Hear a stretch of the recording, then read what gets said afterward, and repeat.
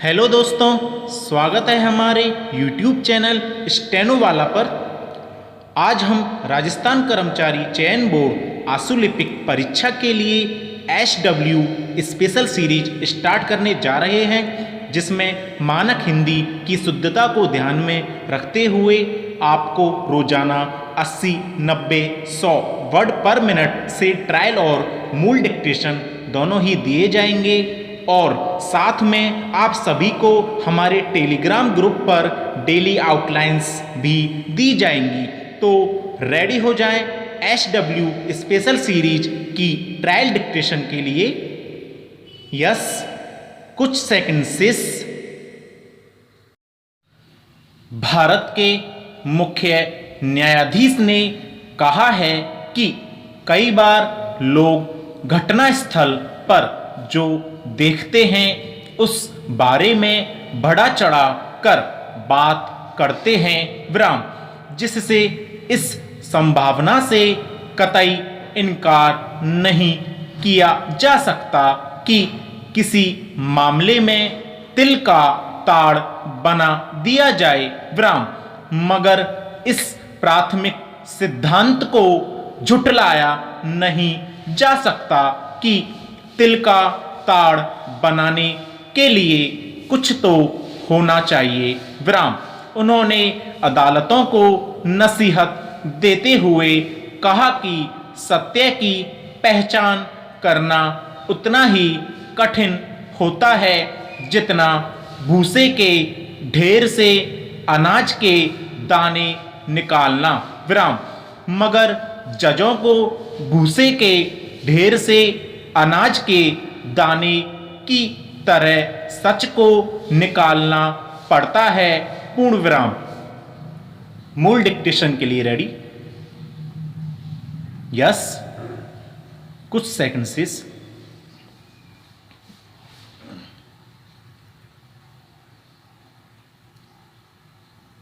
ई कचरा प्रबंधन कानून 2016 के अनुसार केंद्रीय एवं राज्य प्रदूषण नियंत्रण बोर्डों को पुनर्चक्रण केंद्रों की नियमित जांच का अधिकार है, लेकिन देश भर में इन मान्यता प्राप्त केंद्रों की नियमित जांच तक नहीं हो रही। इसका नतीजा यह हो रहा है कि देश भर में पर्यावरणीय प्रदूषण का खेल बेखौफ होकर खेला जा रहा है। इसका अनुमान पर्यावरण मंत्रालय के एक सर्वे से लगाया जा सकता है।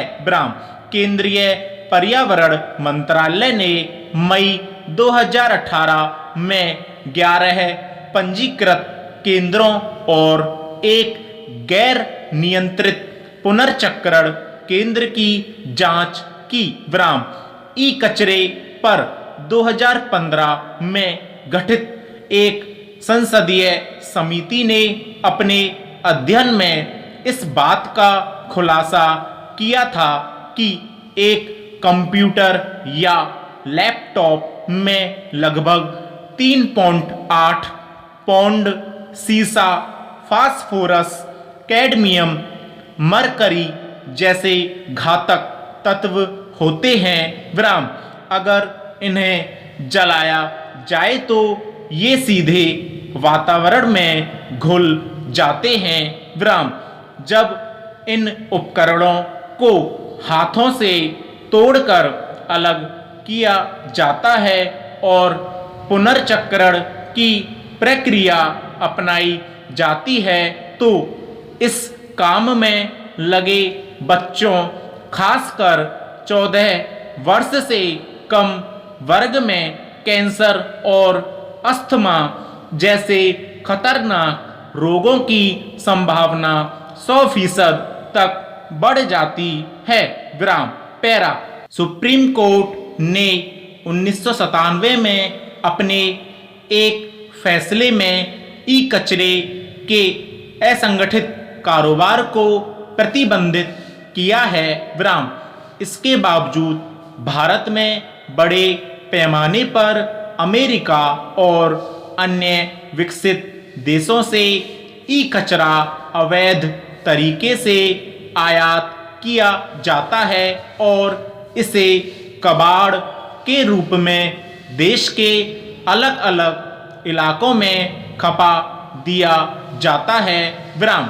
इस आयातित कचरे के अवैध कारोबार का मुख्य कारण भारत में कम लागत पर इसका निपटान है, क्योंकि विकसित देशों में सख्त कानूनी प्रावधानों और महंगे श्रम के कारण विनिर्माताओं को इसके निपटान पर बड़ी रकम खर्च करनी पड़ती है। विराम। इसलिए विदेशों में बहुराष्ट्रीय कंपनियां खुद इस अवैध कारोबार को अपना मुनाफा कमाने के लिए संरक्षण देती है। विराम। भारत में 2016 से कानून कमोबेश अमेरिका और अन्य विकसित देशों की तर्ज पर ही बनाए और लागू किए गए हैं और 2018 में सरकार ने बाकायदा ई कचरे की नवीन श्रेणियां बनाकर इस कानून को और सख्त बनाया है, लेकिन क्रियान्वयन के स्तर पर आज भी बड़े स्तर पर लापरवाही देखने को मिल रही है। विराम। अरबों की कमाई वाले इस कारोबार को राजनीतिक और प्रशासनिक संरक्षण भी हासिल है। विराम। इसीलिए सरकारें कानून बनाने में जितनी तत्परता दिखाती हैं, उतनी उनके अमल को लेकर नहीं। विराम। पैरा। सावधानी हटी, दुर्घटना घटी। विराम। इस कहावत को अपनाकर मानव समाज तमाम तरह की दुर्घटनाओं से बचता रहा है। विराम। लेकिन कोरोना काल में हम इस कहावत को भूल गए। विराम। शुरुआत में तो हमने खूब सावधानी बरती। विराम। इसीलिए भारत में कोरोना का प्रकोप भी सीमित ही रहा। विराम।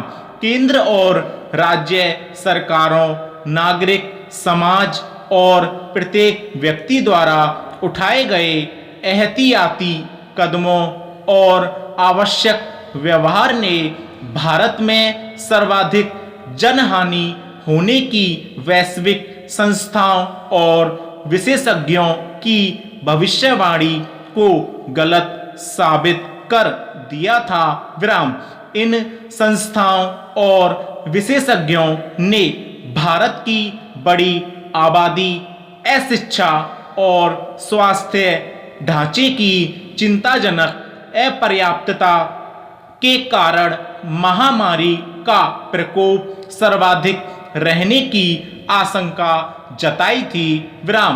पिछले साल महामारी को काबू कर पाना इसलिए संभव हो सका था क्योंकि हम कोरोना के खिलाफ सजग और सावधान थे। विराम।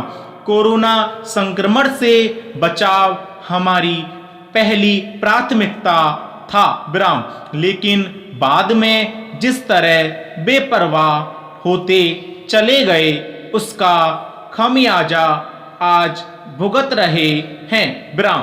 पैरा। दूसरी लहर के खतरे को लेकर विशेषज्ञों की बारंबार चेतावनी को किसी ने गंभीरता से नहीं लिया। विराम।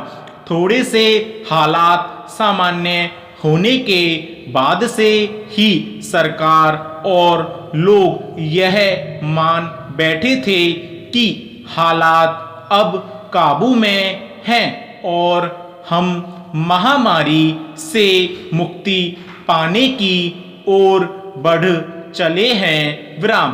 केंद्र सरकार की ओर से बार बार निश्चिंतता पैदा करने वाले ऐसे बयान आते रहे जिनसे लग रहा था कि हालात अब सामान्य हो रहे हैं। विराम।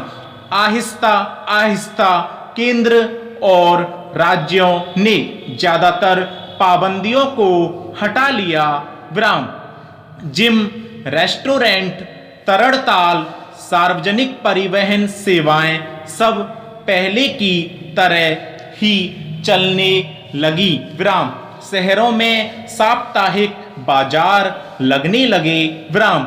इन सबका नतीजा यह हुआ कि भीड़ तेजी से बढ़ने लगी और लोगों ने बचाव संबंधी उपायों को त्याग दिया। विराम। पैरा।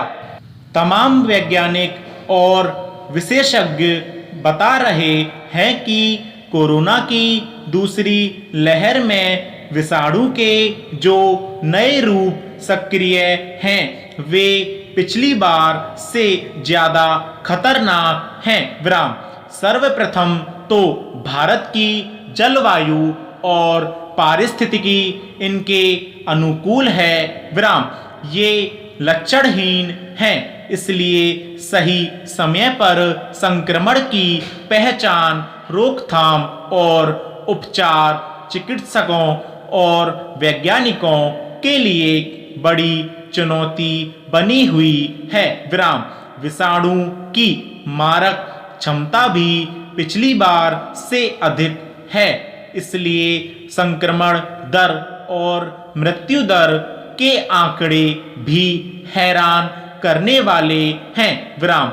आज देश को पिछले साल से अधिक सावधान, संगठित और संकल्पबद्ध होने की आवश्यकता है। ऐसा करके ही हम इस हारी हुई बाजी को फिर से जीत सकते हैं। विराम। 1 मई से 18 साल से ऊपर के सभी लोगों का टीकाकरण करने का फैसला हो गया है, लेकिन इस बात से इनकार नहीं किया जा सकता कि जल्दी ही पूरी आबादी को टीका लगाने के लिए बड़े स्तर पर संसाधनों और टीकाकरण केंद्रों की जरूरत है। पूर्ण विराम।